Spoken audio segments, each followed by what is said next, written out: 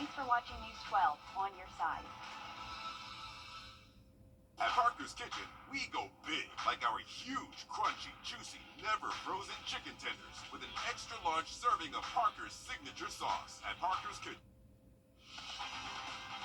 Live from Augusta, breaking news. Well, breaking news live at 5, a decision made at the Vatican today within the last few hours. Switching gears here, new tonight, a name just released of the victim who died in a car crash earlier this morning. Within the last few minutes, the Richmond County Coroner's Office identifying him as 56-year-old Darrell Walker. It happened right here at the intersection of Deansbridge Road at Dover Street. We're going to show you that video here.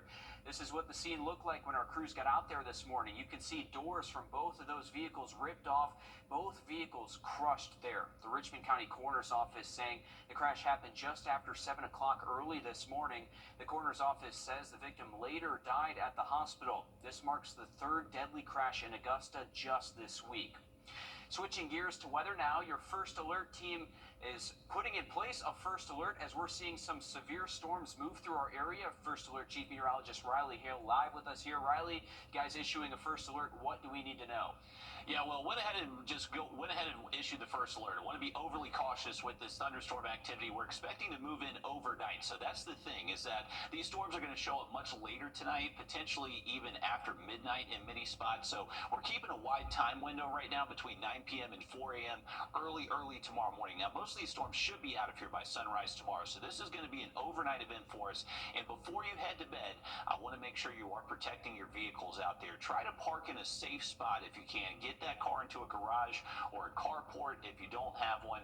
Hopefully those thunderstorms do not impact your area. But the thing is, the Storm Prediction Center actually increased our severe weather threat to a slight risk now. So that includes most of the central and northern CSRA. This is an elevation of that marginal risk that we had, that we were talking about yesterday. So expecting a little bit better confidence that some of these storms could be on the stronger side. We have a number of severe thunderstorms just north and west of us. You can see all these peppered across Tennessee and even western North Carolina. As this front continues to drive south, that's going to bring us those thunderstorms as we head into much later tonight. There is a severe thunderstorm watch just north of the CSRA. It doesn't currently extend into our region just yet, but that will stay in effect until 12 a.m. So we're expecting the majority of these severe storms to show up most likely after that time frame. We do have one really strong storm just south of the CSRA near Statesboro. That's in Candler and Bullitt County, getting closer to Jenkins County and was producing some hail. So be safe there in southern Jenkins County. Much more on this forecast for you in just about 10 minutes. Sounds good. Thanks, Riley. The selection of the library board in Columbia County will not change after elected officials voted to withdraw from the regional library system to become a single region. Scott Johnson assures patrons they will continue to receive the same services at the library. A change will not impact funding either. So why break away from the regional system here? Johnson said several patrons went through the reconsideration process for several books they believe didn't belong in the library. Board members from Columbia County helped pass having certain books moved from the young adult section to the adult section for the region, including books that depict sketches of naked children and body parts. Now some other counties within the regional system want that decision reversed. Scott Johnson says this is what led to elected officials voting to remove themselves from the regional group last night. But I do feel like as a county, we should have the ability, if we're paying upwards to $3 million to operate this library, we should be able to operate it the way that the county sees fit. While some books have been moved to other sections in the library, Johnson assures patrons no books have been banned. Two controversial education-related bills are signed into law in South Carolina, and you, the taxpayer, will be responsible for funding them. Governor Henry McMaster signed the Education Scholarship Trust Fund Act and the Educator Assistance Act. The Trust Fund Act would allow public money to fund private school tuition through scholarships. The Assistance Act reduces the amount of paperwork and administrative duties teachers have to complete. It also creates automatic recertifications for teachers and alters the contract process for them as well. In a statement, McMaster said, in part, empowering parents and teachers with choice for their children or for their careers is another great step towards securing future prosperity for all South Carolinians. Georgia Representative Buddy Carter has announced his bid for U.S. Senator. Carter currently represents Georgia's 1st congressional district. He is the first Republican to enter the Senate race after Governor Brian Kemp announced he will not run. Other rumored candidates include Marjorie Taylor Greene, Mike Collins, and Georgia Secretary of State Brad Raffensperger. For more than a year, bars and restaurants across South Carolina have been begging lawmakers to do something to address skyrocketing insurance costs that are driving them out of business. Help will soon be on the way to Governor Henry McMaster's desk. Our State House reporter Mary Green has the details. Just before the legislative session ended here at 5 p.m. on Thursday, senators finalized a compromise late Wednesday night on one of the top priorities for the year. It's an agreement between the Senate's tort reform bill and the House's liquor liability bill that just last week one leading lawmaker said was going to take a miracle to get done. This represents an awful lot of hard work. This legislation is fair from all sides. Part of the bill aims to address skyrocketing liquor liability insurance costs that have made it unaffordable for many bars and restaurants across the state to stay open. The compromise keeps in place a 2017 requirement that bars and restaurants that serve alcohol maintain a $1 million liability policy. But they will offer new opportunities for them to lower that amount if they meet certain steps, like if they stop serving alcohol before midnight. This agreement will also enact mandatory alcohol server training and other steps designed to reduce premiums. Well, this is a step in the right direction. The compromise also keeps a major component of the Senate's tort reform bill, joint and several liability, which deals with which parties can be held responsible in lawsuits. As part of that, it amended an existing carve-out in state law that put bars and restaurants on the hook for a significantly outsized portion of damages in drunk driving lawsuits. What happens is the bar gets sued, they get stuck with all the damages, even though there's clearly a drunk driver who contributed to the plaintiff's injuries. They get stuck with 100% of it. What this would do is it would cap it at 50% as opposed to 100. While Senator's original bill included several more topics like medical malpractice and auto insurance, they were all dropped from the final version, with a promise the House would take up these issues next year. The bill next heads to Governor Henry McMaster, who is expected to sign it into law. Most of it would go into effect January 1st of next year. Reporting from the State House, I'm Mary Green. The only component of the bill that would immediately go into effect concerns alcohol sales at collegiate venues. Georgia Lieutenant Governor Burt Jones making a stop in Columbia County today. He was the keynote speaker at the Columbia County Chamber of Commerce's annual post-legislative breakfast. Jones gave a recap of this year's session, addressing the new bills recently signed into law by Governor Brian Kemp. That included tort reform, property tax legislation, and income tax reform. After the event, Jones spoke highly of Columbia County's economic development. You know, this used to be a small community, but because of all the good leadership they had here and all the right things that they were doing, and it attracted a good kind of growth. And so now you have great school systems, you have great economic development, and you have a safe community that you know wants to continue to thrive and prosper. And Jones has been serving as lieutenant governor for 2 years. Well, still ahead, the Augusta Players are set to perform the first musical in their new home. We have a preview of the performance coming up next. Riley? And we went ahead and issued a first alert for tonight. Make sure you're staying weather aware. Try to protect your vehicles as much as you can. We're talking about the potential for some large hail tonight. Have much more on this forecast next. Time and Temp, brought to you by your First Alert weather team. This is not another. We're on your side with a safety alert tonight as we follow National Hurricane Preparedness Week.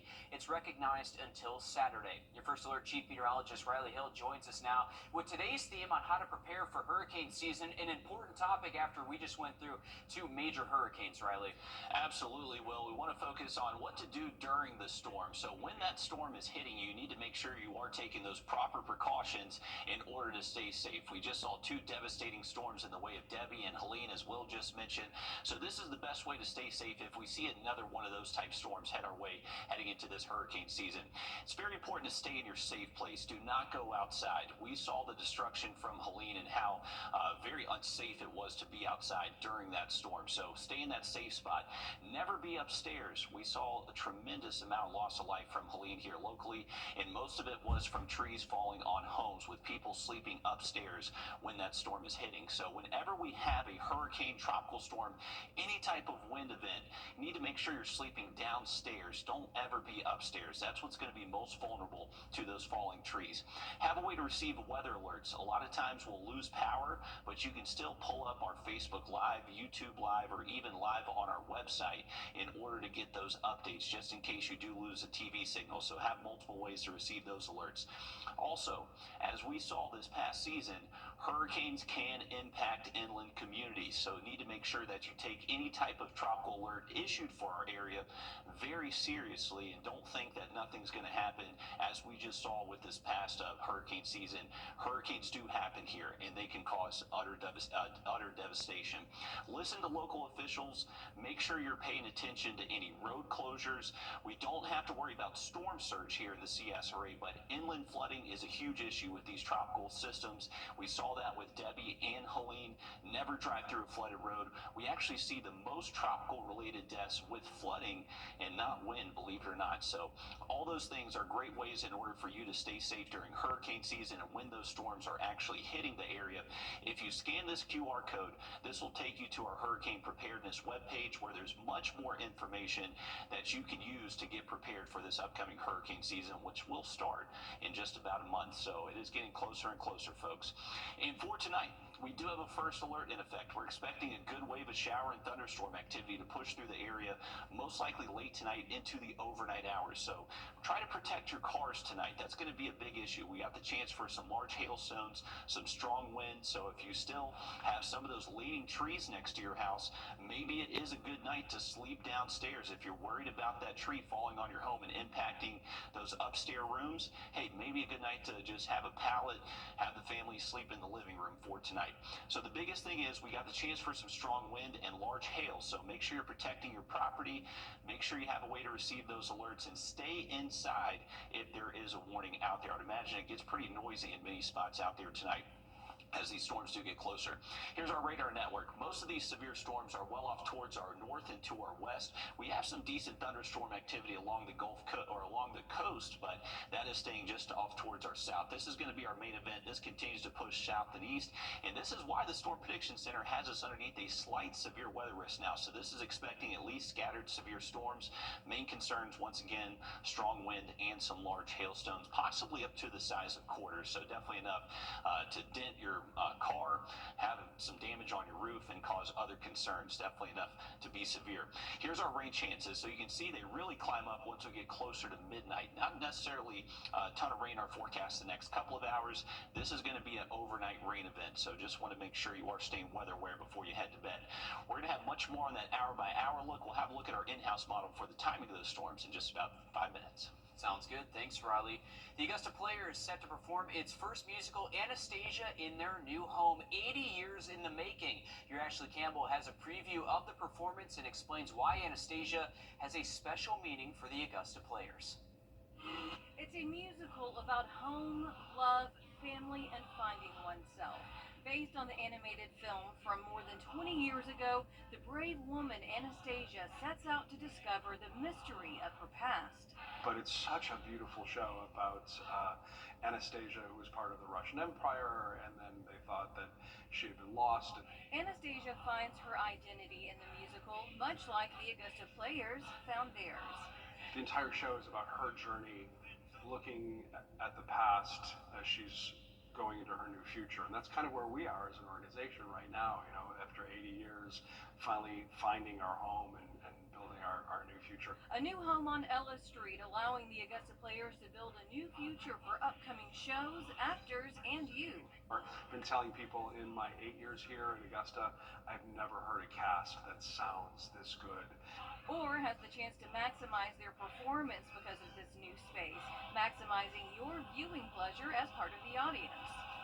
We are able to raise the level of performance drastically because of this space. And so I think the quality of what you're going to get when you sit down after buying a ticket is also going to be even higher than what you might have come to expect over the past decades. Ashley Campbell on your side. And tickets are still available for tomorrow, Saturday, and Sunday. You can visit AugustaPlayers.org. They plan to open their new spot on Ellis Street to the entire community, and they're planning camps for kids and performances the entire family can enjoy. We're back after a short break. First Alert Radar, powered by Jim Hudson Automotive Group. You are just doing your job. Welcome back, folks. Looking at our 7-day forecast, we do have that chance for severe weather tonight. Once we head during the day Friday, we actually did lower our rain chances a little bit. I would say the majority of our Friday during the day does look mostly dry, just keeping an isolated shower storm chance in there. And you can see for the weekend, Saturday on and off showers possible. Our heaviest rain is actually anticipated to be Saturday night into Sunday, and then we'll continue those decent storm chances into early next week. Let's take a look at tonight. So for those showers and storms showing up, they'll most likely arrive a little bit before midnight. Remember, they're going to be capable of producing a lot of cloud-to-ground lightning, heavy rain, and then those strong wind gusts and potentially even some hail will be mixed in. So just a heads up out there. It is looking active out there. Could wake you up tonight with some lightning. Once we get to around 3, 4 a.m., most of this rain activity is pushing east out of the area. And then, as we just mentioned, a lot of our Friday is looking fairly dry. This is 7 a.m. with maybe some patchy fog early in the morning. Be safe for that on your morning commute. By noontime, we're still pretty cloudy, but by the afternoon, should be able to see enough breaks in the clouds to warm up at least into the mid-80s. And there's your 3 p.m. outlook. Still not much rain popping up from our in-house model. Now, once we get into Saturday, that's when it will start to turn a little bit wetter again. So a heads up for those weekend plans. Definitely anticipating the threat for on and off showers Saturday and Sunday. So just a heads up for you. Thanks, Riley. A historical marker now bears the name of a civil rights trailblazer who spent most of his life right here in Augusta. The masterpiece honors the Reverend Dr. William Jefferson White, who served as an educational agent for the Freedmen's Bureau. White also founded Harmony Baptist Church, Morehouse College, and helped establish Augusta's Ware High School and Georgia Baptist. That was a weekly African-American newspaper that covered religious and civil rights issues. We spoke to one of White's granddaughters about this special honor. The thing that is most profound to me, that stands out, was the fact that he was a man of God, he was a minister of God, and he truly had a servant's heart. And that's what really stands out above all of the accomplishments. And the marker is located at Harmony Baptist Church. Stick with us. We're back after a short break. At Lionel Smith Limited, we can help you get trends clothing. Welcome back in, folks. SRP Park going to be another busy spot tonight. By the start of game time around 7 o'clock, we should still be dry, but towards the end of game time, that's when we're going to be monitoring the chance for some of those storms rolling in. 85 degrees right now. It is a nice afternoon, pretty warm out there after that earlier rainfall. Looking at our forecast, if you're heading out to the Green Jackets game, temps should still be in the low 80s, partly cloudy skies, but as we end the game tonight, that's when we're expecting some storms to arrive. So hopefully we can get the entire game in before that wet weather does show up. Remember, stay weather aware out there tonight. We got the chance for severe storms through at least around 3 a.m. into the weekend. Unfortunately, high rain chances continue. Stick with us. We're going to have much more just after a very short break. Severe weather season is here, but you're good. You get the First Alert with forecasts where you live. WRDW First Alert Weather on your side. Augusta University Health System is now WellStar, affiliated with Medical College of Georgia, which means you get more personalized care, more compassionate expertise. WellStar, more than healthcare, people care. Watch this. It's Evans, you can't handle the roof. At Parker's Kitchen, bigger really is better. That's one huge chicken tender. Goes great with our giant serving of Parker's signature sauce. Only at Parker's Kitchen. You're watching News 12 live at 5. Continues. Well, live at 5 every day, the Richmond County Sheriff's Office gets calls from people reporting a missing person. The Sheriff's Office says every case is different, but behind every case is a family waiting for answers. 46-year-old Damon Barker went missing in Augusta more than 2 years ago. The sheriff's office is still asking for your help in finding Barker, saying he went missing under, quote, suspicious circumstances. The sheriff's office says he was last seen on Milledgeville Road in Augusta. They're showing you a map of that area right here. Police say Barker has cerebral palsy and has difficulty walking. Your City Hood joins us live at 5 in the newsroom now. And Sydney, you spoke to Barker's family. This is something that really weighs heavy on them. And you can say the same for many families across the area whose loved ones go missing. Damon's family says the hardest part is not just the waiting, it's the unknown. So they want to get his story out again in hopes that someone somewhere has information on where Damon is. His family says they've already prepared themselves for the worst, but the bottom line is they want answers so they can get closure. My main thing is just asking for anybody who has information to come forward. You know, I know it can be hard, especially in the community that he went missing in, but the truth is going to come to light eventually anyways, and I know with 100% certainty that I will never give up. Police say each case is different, but coming up on News 12 at 6 o'clock, the steps families can take if they have a loved one missing. And we know, Sydney, the sheriff's office sends these alerts out often for missing individuals, and we hope that Barker's family can get some answers quickly. Thank you for that update. New tonight, within the last hour, we learned the name of the victim who died in a car crash this morning that we told you about earlier this afternoon. Within the last few minutes, the Richmond County Coroner's Office identified him as 56-year-old Daryl Walker. It happened right here at the intersection of Deansbridge Road and Dover Street. We're showing you what that scene looked like when our crew got there early this morning. You can see doors from both of those vehicles just ripped off and both vehicles crushed. The Richmond County Coroner's Office says the crash happened just after 7 o'clock this morning. The coroner's office also said that victim later died at the hospital. This marks the third deadly crash in Augusta just this week. The selection of the library board in Columbia County will not change after elected officials voted to withdraw from the regional library system to become a single region. County Manager Scott Johnson assures patrons they will continue to receive the same services at the library. A change will not impact funding either. So why break away from that regional system? Johnson said several patrons went through the reconsideration process for several books they believe didn't belong in the library. Board members from Columbia County helped pass having certain books moved from the young adult section to the adult section for the region, including books that depict sketches of naked children and body parts. Now, some of the other counties within the regional system want that decision to be reversed. Scott Johnson says this is what led to elected officials voting to remove themselves from the regional group last night. I do feel like as a county, we should have the ability, if we're paying upwards to $3 million to operate this library, we should be able to operate it the way that the county sees fit. And while some books have been moved to other sections in the library, Johnson assures patrons no books have been banned. Hurricane Helene, a storm like no other, impacting communities all across our state.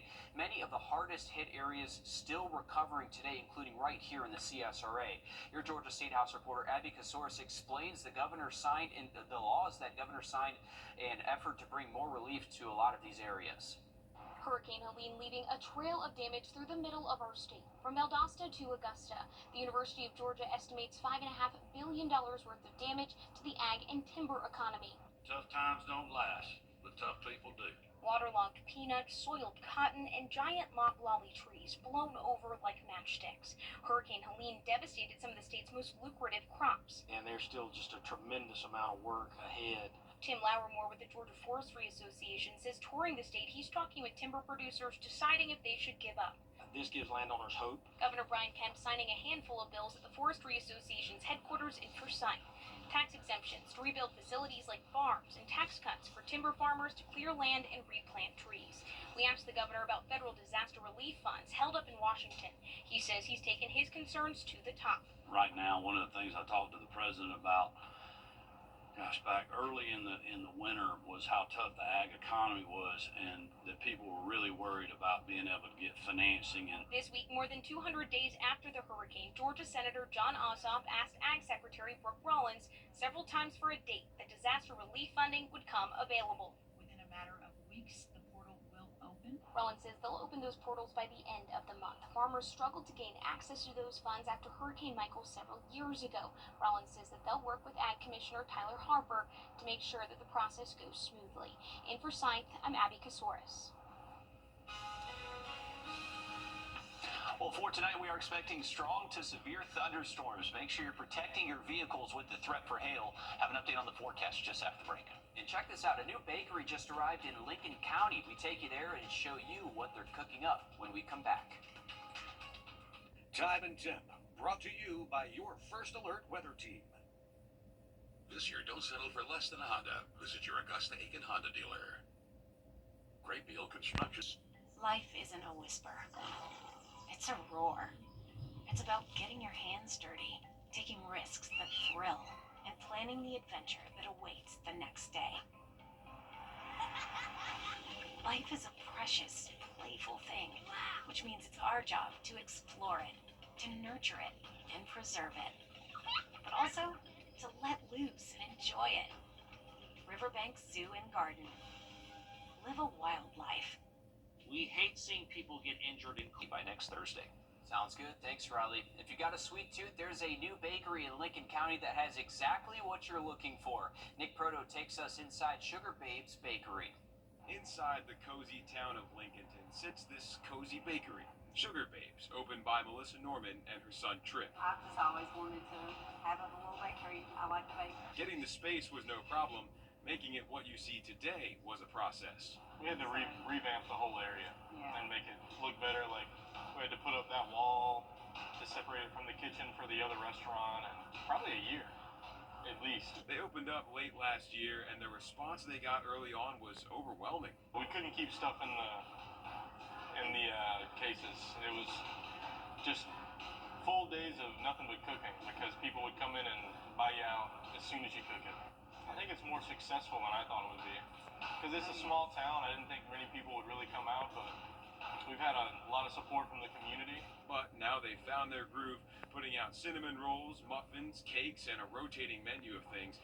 And with just the two of them running the shop, they're getting to do it together as a family. That's probably the hardest part. Yeah. Sometimes we butt heads, but that's okay. At the end of the day, it's good. In Lincoln County, Nick Proto, on your side. And you can find them on Main Street in Lincolnton. They're open Thursday, Friday, and Saturday. You can find a link to their Facebook page on our website, wrdw.com. We're back after a short break. First Alert Radar, powered by Jim Hudson Automotive Group. That's looking like when our pattern finally does budge, but until then, keep that umbrella close by. Greenbrier Girls Soccer is the only team left competing for a GHSA title. This is the second time in 3 seasons that the Lady Pack have made a deep run in the playoffs. Tonight, they're over at Northgate. That's where Joe's been hanging out, kicking off just a few minutes, Joe.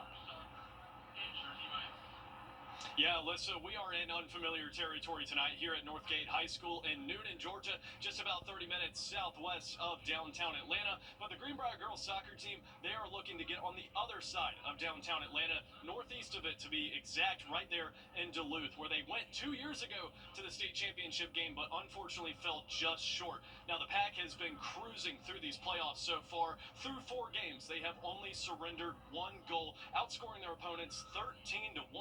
Greenbrier didn't finish the job, as I said, at state 2 years ago, but now the upperclassmen have experience, and tonight won't be a walk in the park for them. The Pack are coming off of a close win Monday against Lassiter and now face a Northgate team that hasn't won a state championship since 2013. Unlike the Pack, the Vikings won their region this year and are the top seed on their side of the bracket.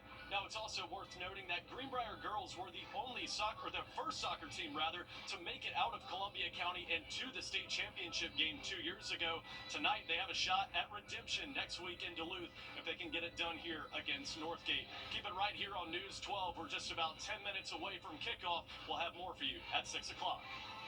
We talk about walking into tough territories. We know that the Lady Pack have constantly played at home throughout this playoff season, but Northgate hasn't lost a game at home in the last 2 seasons. Joe, thank you for the update. We're going to catch you back at 6. Sounds good. Thanks, guys. Alan Fitzgerald caught a new Clarks Hill record shellcracker last month. On this episode of Reeling with Riley, we catch up with Alan and see his record catch. Take a look. Welcome back in, everyone, to another episode of Reelin' with Riley. I'm excited to be fishing with Mr. Alan Fitzgerald. He is the new Clarksville record holder for shell cracker. Alan, over 2 pounds. That is an incredible fish. When did you catch it, and how'd you catch it? Caught him last, I believe it was Thursday when I caught. I don't keep up with days, but anyway, I was good. But yeah, that's a real shocking to me. And I want to say, if it wasn't for Fred Collins, I would not have this fish. So he come and weighed him and said that's a Clarksville record. Before we even weighed him, he said it was a Clarksville record. So And you not only beat the record, you crushed the record. I think you beat it by over a pound, correct? What was the official weight on that? 2 pounds 6 ounces. That's 2 pounds 6 ounces. And I believe the previous record was 1.9.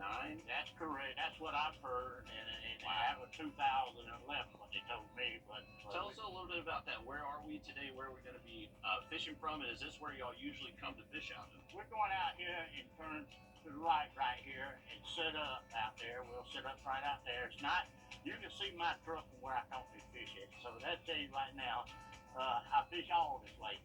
So, but it's been so good. I'm not much of a bass fishing, but I sure do love catfishing and brim fishing. And so, crappie fishing. Well, I'm excited to be fishing with you today then, because I'm usually a bass guy. I don't get the opportunity to fish for catfish or shell cracker too often. So let's go see what we catch.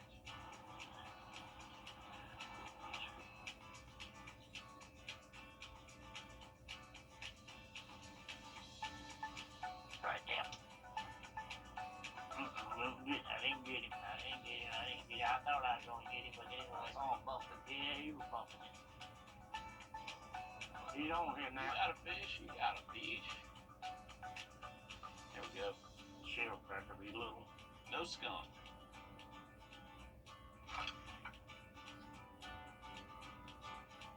There we go. We always get one, Clayton. We always get one. Yeah. But oh, he just my bad. He was bad there. I should have had that fish. Oh, he pulled it over. Well, thank you again, Alan, for taking us fishing today. Had a blast. Luckily, you caught another shell cracker out there. Not as big as your one from last week, but hey, a ton of fun out today. I'm leaving it for somebody else. There you go. Somebody else catch one bigger. That way I can get all this hot big head I got. There we go. But anyway, this is the time of year that you say you and your friend group dedicate, 2-3 weeks this time of year to be out fishing mainly for these shell cracker and catfish. That's correct. And we do come down here 25 years, that bunch of us, and we have such a good time, and it's a wonderful place to enjoy a weekend out here. It's an enjoyable place. Luckily, we do live in a beautiful country. It was a beautiful day. The weather cooperated with us. We're at a beautiful park here at Mistletoe today, and we actually got a controlled burn going on behind us. So we got to see a lot of cool things, good people, good conversation. Thank you again, Alan. And tune in next week to see what we catch. What a great character, Riley. And it just goes to show that you don't have to go to any crazy or secret location to find a fish like that. I mean, it freaked out when it showed up on camera. It was huge. It was massive. It beat the old record by a whole pound. Wow. So almost doubled the old record, which is pretty incredible, especially for Clarksville Lake. But Alan was a great guy. He wanted to make sure that we included that he really thanks all our law enforcement, military, first responders out there. He really wanted to give them a shout out. So that was for Alan and all of us here. Definitely shout out to those guys. And he was so much fun to fish with. He was a great guy. He was a great character, and we had a blast out there. I liked his attitude. Where when you guys were out there, he's like, we didn't catch that much today. Caught a little shell cracker, but then left the big ones for everyone else to catch. That's a good attitude to have. Hey, that was Alan 100%.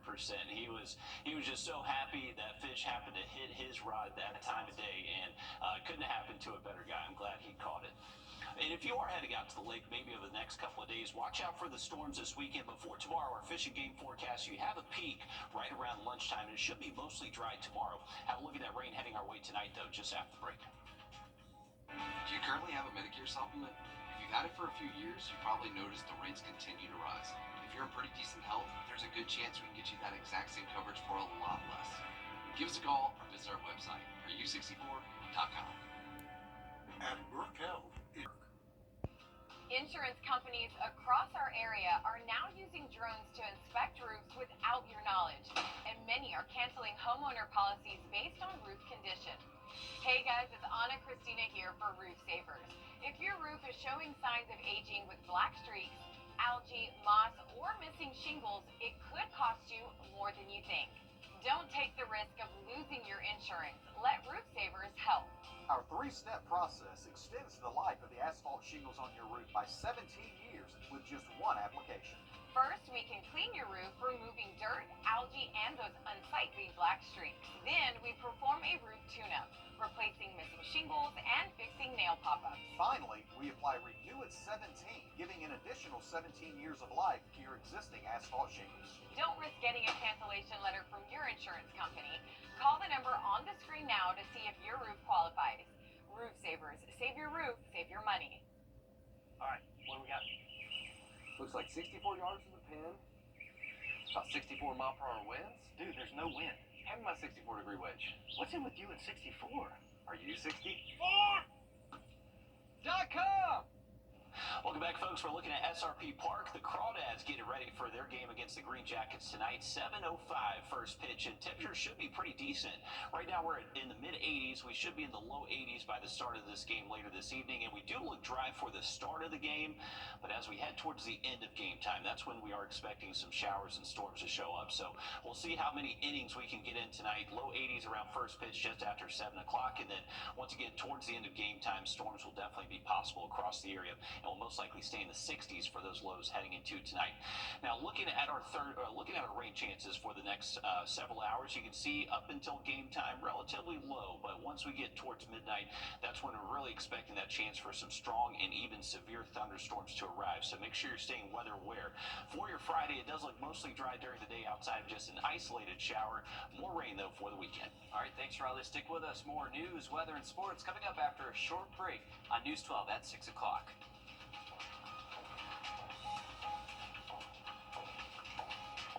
Severe weather season is here, but you're good. You get the First Alert with forecasts where you live. WRDW First Alert weather on your side. When it matters most, George C. Gentry Lawyers delivers results. I was rear-ended by a drunk driver. They got me $1.5 million. Go with the name you know and trust. Get George St. Law Firm on the line. Call 999-999. Got it! Call 999-999.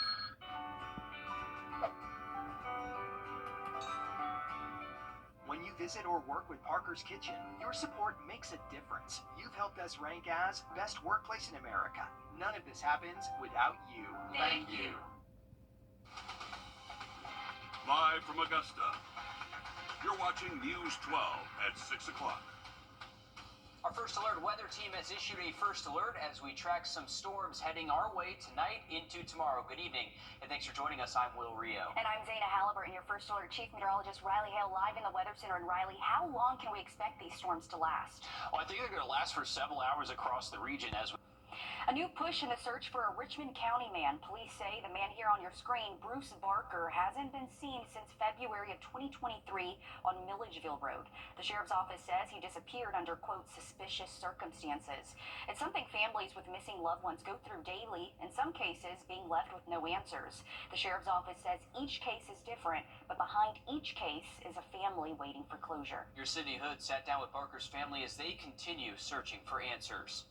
The smiles in old photos don't tell the whole story. Damon just wanted to live a normal life the best he could. For 2 years, Damon Barker's family has searched and waited. We just want some closure. You know, we want to get my brother home so we can, you know, so the family can kind of put it to rest and just figure out, because somebody knows something. It started with a missed call. It's out of his character totally, and he would have reached out to family at this point, and way before. Now there are missed birthdays and holidays. He's missed 2 Christmases, and that's something he never missed. Just never. It was something important to him. Still no sign of Damon, and his family still doesn't know why. I'll say that we have put out flyers, multiple times. We've put up signs. We have checked the homeless shelters, the soup kitchens. We've checked everywhere. His brother Joe and sister-in-law Lauren live miles away in Greenville, but distance never stopped them from finding their brother. It was literally too painful for one of his other brothers and sister to even do the interview. Just when I reached out to them, they just burst into tears. It just brings, and every time a bolo comes out or somebody asks you, it just brings all those feelings back and they become totally fresh again because we have absolutely no resolution. Damien's family isn't asking for much. I just want to find my brother, bring him to where we can all as a family grieve and bring this, but somebody knows something. If you have any information on this case, contact the Richmond County Sheriff's Office at either of the numbers that we have here on your screen and also online. As for what to do if your loved one goes missing, reporting it to police as soon as possible is key. As for how they go about investigating these cases, they say each one is different based on the evidence they have, but they say no piece of information is too small. They say they treat each case with the family in mind and want to work with you for answers. New in the last hour, a man is sentenced to 20 years in prison after pleading guilty to holding his ex-wife at gunpoint and threatening to set her on fire. Authorities say Frank Ward hit his ex-wife in the face and put a gasoline-soaked towel on her face. In court today, we saw body cam video of the incident for the very first time. She then grabbed her phone to call 911, and he hung up and put gasoline on her body while threatening to kill her. Authorities say Ward also hit her in the head with a gun and pointed it at her. She broke free before he tackled her, and he fired a shot as deputies arrived. Ward pleads guilty to charges including home invasion, aggravated assault, and much more. We now know the name of a man who died in a crash in Augusta this morning. The Richmond County coroner says 56-year-old Darrell Walker died in that crash on Deansbridge Road and Dover Street. The crash happening just after 7 this morning, and Walker was taken to the hospital where he died. Now, patrons will not see any changes at their local Columbia County Library after elected officials voted to withdraw from the regional library system. County Manager Scott Johnson says everything will remain the same, from funding and services to the selection of books and board members. Now, Johnson tells us the decision to break away from the regional board came after some patrons went through the formal process to have books moved from the young adult section 6th through 12th grade to the adult section. One of the books reconsidered was Gender Queer, which we cannot show you on TV due to the explicit pictures. The regional board voted to move the book, but now some counties within the regional group are appealing that decision. Johnson says the move away from the regional board gives locals the decision-making powers on where to shelf books instead of the region. There's no intent here to say we're going to remove or we're going to move books to a section where nobody will check them out, where hopefully they'll be phased away. That's not the intent. I've heard the term shadow banning books. And you guys are doing all this stuff, all these nefarious activities that the county's doing. It's not the case at all. Some of the books that I saw early on, I would say, and just for me personally, not as the county manager, but for me personally, I would say shocked the conscience. Johnson says even the books that shocked him have not been banned. No books have been banned, but some have been moved in accordance with the local policy on age-appropriate material. Tonight, 12 on Your Side Investigates digs deeper into automated speed cameras in Georgia school zones. While we've been digging, lawmakers have been debating. 2 House bills regulating these cameras failed to make it to the governor's desk and could be revived during the next legislative session. And Will, you've been working to get answers for families who received a citation from these cameras and say the speed cameras aren't always accurate. Well, what's the root with all of this issue with these cameras? Well, it's trickery and deceit, according to one Georgia lawmaker. We wanted to review the citations sent to drivers who received citations from these school zone speed cameras, specifically in Burke County. We've been working to get that information for nearly 10 months now. The goal is to get answers for you to see if you were wrongfully ticketed. Through months of tense testimony at the Georgia State House, salesmen, that's what they were. Taxation through citation. It's clearly policing for profit. To drivers coming to 12 on Your Side Investigates. I did not see any flashing lights. I did not see anything warning me that school was in, and school was out at that time. 2 House bills on automated school zone speed cameras now sit, waiting on lawmakers to revive it. This is absolutely black and white, right and wrong. This is wrong. It is outrageous. Representative Dale Washburn authored House Bill 225, which looked to completely ban the cameras. I think we have to continue to put the spotlight on this. 12 on Your Side investigates uncovered Burke County collected more than $720,000 from cameras in front of Burke County High School. The city of Rennes, more than $444,000 since 2022. Across the state, Washburn estimates $200 million has been collected. The private camera companies, like Ultimate, who run Burke County's operation, have collected more than $50 million overall, according to Washburn. It is one of the most outrageous things I've ever observed. For our state law to allow anybody to come in and victimize our citizens this way. For almost 10 months, 12 on Your Side Investigates has been asking Ultimate for a list of citations mailed to drivers in Burke County. Our request started on July 17, 2024, when 12 on Your Side initially sent our request for citations to Ultimate. They never responded. On August 14th, almost a month later, we followed up. But on August 15th, the next day, Ultimate tells us the Sheriff's Office has the records. The Sheriff's Office told us they don't have the records. On January 17th, 2025, more than 5 months later, our team reached out again to Ultimate about citations after the county and the Sheriff's Office say they don't have the records. We received no response. On January 28th, we reached out again to Ultimate about our request and got no answer. On February 3rd, Ultimate responds saying the data is owned by the county and they need permission to release that data. On February 5th, the county grants the release of the data, but we receive no response from Ultimate. On February 14th, 12 on Your Side's attorneys got involved and sent Ultimate a request for the citations. On March 11th, Ultimate says they'll set up a call with the county, and the county tells them what our request is. On March 18th, the county follows up with Ultimate on the request with no response. The next day, on the 19th, the county says Ultimate promised to provide info but have received nothing yet. On March 21st, Ultimate responds to 12 on Your Side's request for citations with charging us $7,000 to redact information that's commonly accessible on other traffic citations in Burke County and other agencies. So what does this lack of response mean for you, the taxpayer? Cameras will continue to ticket drivers from what lawmakers call a system of trickery as the lack of transparency continues from these private camera companies. If I don't ever get another thing done as long as I'm in the Georgia General Assembly, if I can get these schools on camera banned in Georgia, I will believe I've been a success. So what happens next? Well, it's a 2-year session. The bills are still alive. They will come back next year trying to push this issue. Georgia's Department of Transportation says at least 278 of these automated school zone speed cameras have popped up all across the state. Lawmakers say we can't expect that number to grow as local governments see how much money these cameras rake in. Right now, 2 more are on the way to our area. Thompson and Washington County will be sure to stay on top of this. Thanks for that, Will. Coming up, nonprofit schools and other organizations hopping on a bus connecting people with resources around Augusta. Still ahead, how this helps you if you're in need. Well, we've issued a first alert tonight. We are expecting some strong to severe thunderstorms pushing in overnight. We'll have a look at that timing for you just after the break. Time and Temp, brought to you by your First Alert weather team.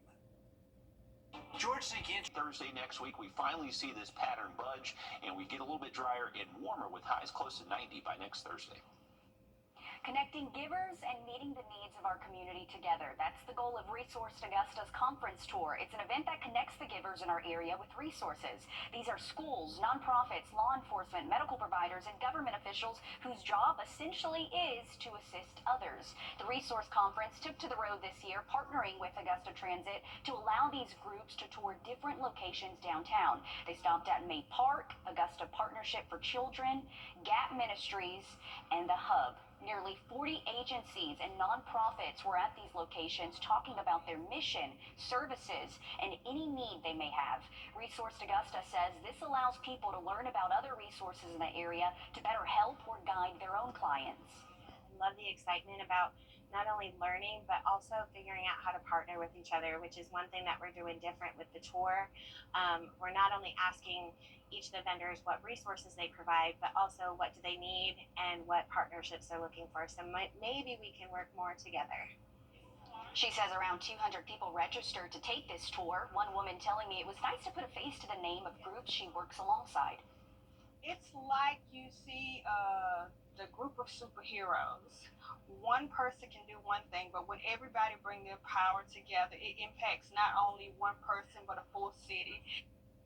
And what she says is absolutely right. I mean, resources, being connected with other resources to better serve our area. This is what that tour was all about. Yeah, that's one of the biggest things. And this is one of the most important tours, if you will, for what they do, to have all these organizations in one place, to have all of those people be able to have access to those resources. It's so important. Angela does a great job as well. She does. We have so many nonprofits and agencies in our area who are helping. It's amazing. If you are in need of any kind of assistance, we have Resource Augusta's information on our website. They can help guide you on where to go, what to do, so that your need is met.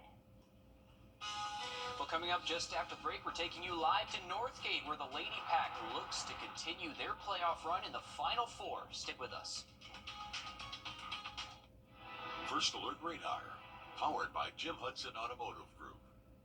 Create an oasis on your sideline. Sponsored by Chandler Law Firm. The PHSA state playoffs are winding down. Greenbrier girls soccer is the only remaining team in contention for a state title. There's Joe. They're over at Northgate playing in the team's second Final Four in 3 seasons. That game just kicked off. Yeah, Alyssa, we are just over 20 minutes into right now, and it's the Vikings with a 1-0 lead over the Pack as we are just moments away. But there are big stakes on the line in this one tonight. They couldn't be any higher. Right now, the winner of this game is going to go to Duluth next Friday to play in the 5A GHSA state title game. Greenbrier girls trying to get back there for the first time in 2 years when they finished runner-up. Their opponent, not one to be overly excited about playing. Northgate won their region this year, and the Vikings earned the top seed on their side of the bracket. Each of these teams have only surrendered 1 goal apiece in the playoffs so far, so something is going to have to give tonight. Now, Greenbrier returns 8 seniors and 8 juniors on this year's team, so they do have that experience of how hard it was to take that state championship loss 2 years ago. They're going to try and use that experience to come back from this 1-0 deficit and punch their ticket to the state championship game. Keep it right here on News 12. We'll have more for you from this game at 10 and 11. I know you said that Northgate just scored. The Pack has only allowed 1 goal through the playoffs so far. That is number 2. This is the most evenly matched team that they've faced so far. Northgate hasn't lost at home in the last 2 years. Thanks, Joe. 10-11. Thanks for that, Joseph and Alyssa. Take a look at our 3-degree guarantee brought to you by Tub Doctor. Our forecast 86, actual high 85, so $50 more heading towards the Brittany and Kevin Kisner Foundation. I have another quick look at that severe weather threat tonight just after the break. This year, don't settle for less than a Honda. Visit your Augusta Aiken Honda dealer. Memorial Day savings only at Ashley. Welcome back in, folks. Remember, for tonight, up until about 4 a.m., we have the chance for severe weather across the area. We have issued a first alert heading into the overnight hours. Once that pushes through by 4 a.m., we do look mostly dry during the day Friday, outside of maybe just an isolated shower or thunderstorm. We'll start to notice some more hit-or-miss showers again by Saturday, but the heavier rain threat appears to be Saturday night, Sunday, and even into Monday early next week. Here's our current look at the radar network. We're mostly rain-free across the area at the moment, but you can see all these severe thunderstorms north and west of us. That's what's heading our way for the rest of tonight. So just make sure you are staying safe. Closer look at home, you can see the severe thunderstorm watch in effect until midnight just north of us. That could extend into our area later tonight. But the only rain we're looking at right now, currently in Byrd County towards northern Emmanuel County, kind of close to Midville there. Once we get to next week, we got high rain chances Monday, widespread heavy rain in the forecast then. More storms Tuesday, but as we head into Wednesday, Thursday next week, it does look to finally dry out a little bit. But most of this rain will be beneficial to us with our moderate drought still in effect. Okay, thanks, Riley. We have to stay weather aware. We're back live on 26 News at 7. And for News 12 at 10 and 11 o'clock. Thanks for watching.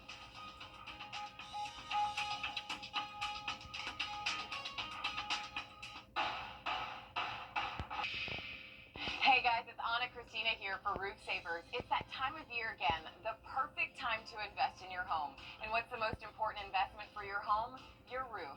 If you've been worried about the age of your roof, missing shingles, black stains, or even leaks, I've got great news for you. There's a scientifically proven solution that can extend the life of your roof by 17 years with just one treatment. It's called Renew at 17 with RockLock technology exclusively from Roof Savers. Listen to some of our happy customers.